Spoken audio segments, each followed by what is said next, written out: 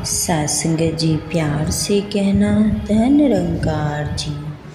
सत्संग जी आप सभी सतगुरु माता जी की कृपा से बहुत अच्छे होंगे।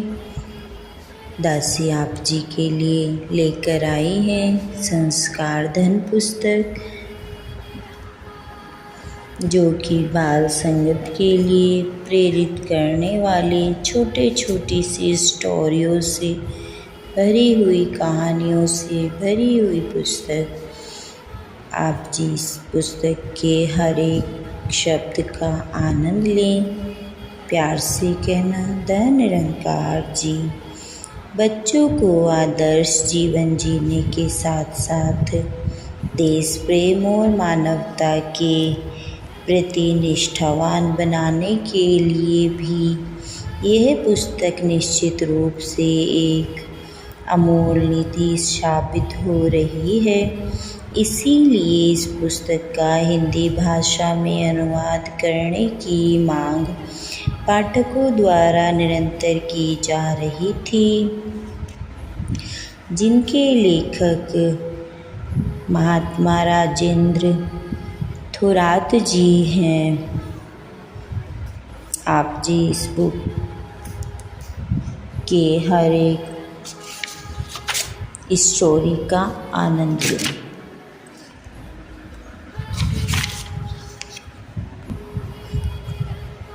हमारा टॉपिक है दीनों का मसीहा। स्कूल के बच्चों की पिकनिक निकली। 40 विद्यार्थी एवं 3 शिक्षक बच्चों के साथ में टिफिन लिए गांव के बाहर पहाड़ी पर प्रकृति के सुंदर वातावरण में खेलने और दोपहर को से भोजन का आनंद लेकर शाम को वापस आने का निर्णय हुआ था। चलते चलते गपशप करते बच्चे गांव के बाहर पहाड़ी के नीचे पहुँचे। पास एक कुआं था। कुएं का पानी पीकर सभी ने प्यास बुझाई, हाथ पैर धोए और फिर उत्साह के साथ पहाड़ी पर चढ़ने लगे। पहाड़ी के ऊपर पहुंचकर सभी ने अपने अपने टिफिन एक पेड़ के नीचे रखे। लंगोटी आदि पार्टी इत्यादि खेल खेल कर थक गए। दोपहर को से भोजन के पश्चात सभी ने विश्राम किया। शाम होने वाली थी। अंधकार होने से पहले सभी को घर लौटना था। शिक्षकों ने बच्चों को कतार में खड़ा करके गिनती की, परंतु यह क्या, आते समय 40 बच्चे थे, परंतु अब केवल 39 बच्चे हो रहे हैं, एक बच्चा कम। यह 40वां बच्चा कहाँ गया होगा? नाना प्रकार की शंकाएं मन में आने लगी। पूरे दिन का आनंद समाप्त होने लगा। सभी के चेहरे चिंताग्रस्त होने लगे। मित्रों, यह 40वां बच्चा था शाम। जिस वक्त सभी बच्चे पिकनिक का आनंद लूट रहे थे, उसी समय शाम दीन दुखियों का मसीहा बनकर एक कुष्ठ रोगी की सेवा कर रहा था। जिस समय बच्चे पहाड़ी के नीचे पहुंचकर कुएं का ठंडा पानी पीकर अपनी प्यास बुझा रहे थे, उस समय वहां एक असहाय कुष्ठ रोगी व्यक्ति वेदना से तड़पते हुए पानी की याचना कर रहा था। 39 बच्चों ने उसकी पुकार नहीं सुनी। किसी ने उस पर ध्यान नहीं दिया, परंतु उस 40वें बच्चे का हृदय उस कुष्ठ रोगी की वेदना से व्यथित हो गया। बच्चे पानी पीकर चले गए, परंतु शाम के कदम नहीं उठे। उसने कुष्ठ रोगी को पानी पिलाया, प्यार से उसका हाल चाल पूछा। श्याम ने पूछा, बाबा बहुत पीड़ा हो रही है क्या? दीजिए, मैं आपके जख्मों को धोकर पट्टी बांध देता हूँ। कुष्ठ रोगी के हाथ पैर की उंगलियां झड़ गई थी, जख्म हो गए थे, उन पर मक्खियाँ बैठ रही थी। श्याम ने उनके जख्मों को हल्के से धोकर उन पर पट्टी बांधी। कुएं से पानी लाकर उनके हाथ पैर एवं अन्य अंग पोंछ दिए। अपने साथ लाया हुआ भोजन भी उनको खिला दिया। कुष्ठ रोगी बहुत दिनों से भूखा था तथा अपने जख्मों पर बैठने वाली मक्खियों से परेशान था। अब उसे बहुत अच्छा लग रहा था। उसके चेहरे पर कृतज्ञता के भाव झलक रहे थे। श्याम ने कहा, बाबा अब कैसा लग रहा है? कुष्ठ रोगी बोला, बेटा अब मुझे बहुत अच्छा लग रहा है। तुम कोई साधारण बालक नहीं हो सकते, अवश्य ही तुम कोई दैवीय पुरुष हो। बेटा बड़ा होकर तुम्हारी बहुत ख्याति बढ़ेगी। कुष्ठ रोगी के शब्द सही साबित हुए। वह बालक श्याम बड़ा होकर साने गुरुजी के नाम से विख्यात हुआ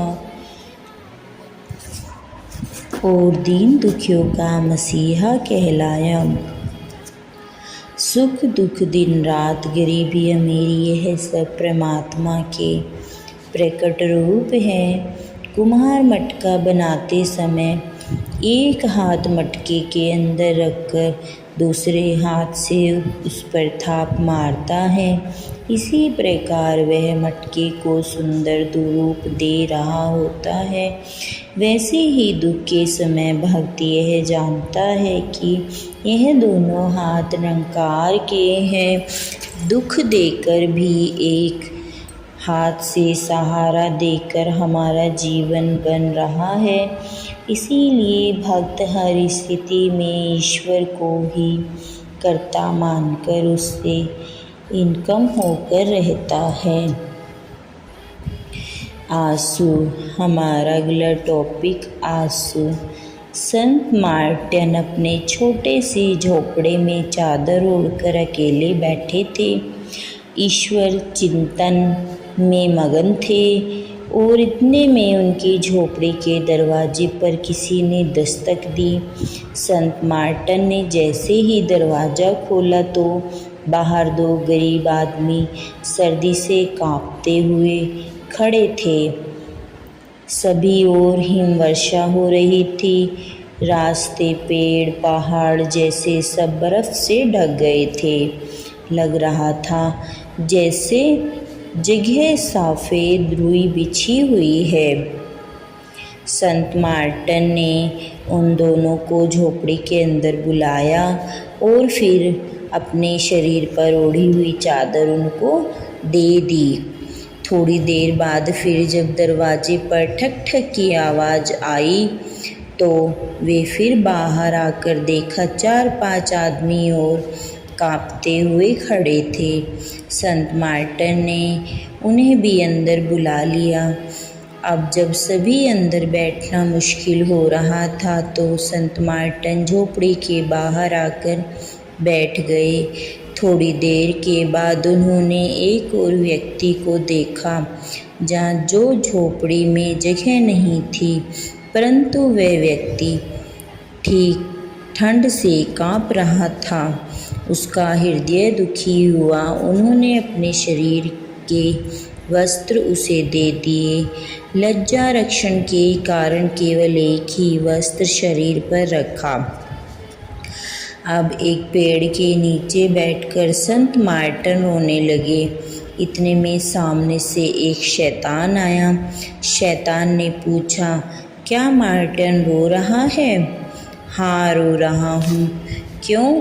तू तो बड़ा संत है ना, दूसरों को सब कुछ दे दिया, उनका पछतावा हो रहा है क्या? नहीं, इसलिए नहीं रो रहा हूँ। तो फिर? शैतान ने पूछा। मैं अंतिम व्यक्ति को सभी वस्त्र नहीं दे सका, इसका मुझे बहुत बुरा लग रहा है। संत मार्टिन का उत्तर सुनकर शैतान क्षण भर भी नहीं रुका और वहाँ से चला गया। मित्रों, जो हमारा है वह तो हमें चाहिए ही, परंतु जो दूसरों का है वह भी मुझे मिल जाए, ऐसी इच्छा रखने वाले और नहीं मिला। इसके दुख में आंसू निकलने वाले बहुत होते हैं, परंतु अपना सब कुछ याचक को दे नहीं पाने पर इसका दुख लेकर आंसू बहाने वाले सिर्फ संत ही होते हैं। राम रावण युद्ध में रावण की मृत्यु हुई थी। रावण युद्ध भूमि में मृतक अवस्था पे पड़े हुए थे। उनका मृतक शरीर को देखते हुए लक्ष्मण को ऐसा लगा कि रावण के मृतक शरीर में जाली जैसे छिद्र पड़े हुए हैं। वानरों ने लक्ष्मण से इसका कारण पूछा। उस पर लक्ष्मण ने कहा, श्री राम के बाणों के कारण उनके शरीर में छिद्र बन गए होंगे। तभी प्रभु राम ने उन लोगों के पास आए। श्री राम उनका प्रश्न सुनकर हंसे और बोले, रावण को दुर्गुणों ने उसके शरीर पर छिद्र बना दिए हैं। वह महान बलवान योद्धा अपने पाप कर्मों के कारण मर गया। हे लक्ष्मण, न शस्त्र किसी को मारता है न शत्रु। मनुष्य स्वयं अपने दुर्गुणों को जर्रा होता है और पाप का घड़ा भरने पर स्वयं फूट ही जाता है। प्यार से कहना, धन निरंकार जी।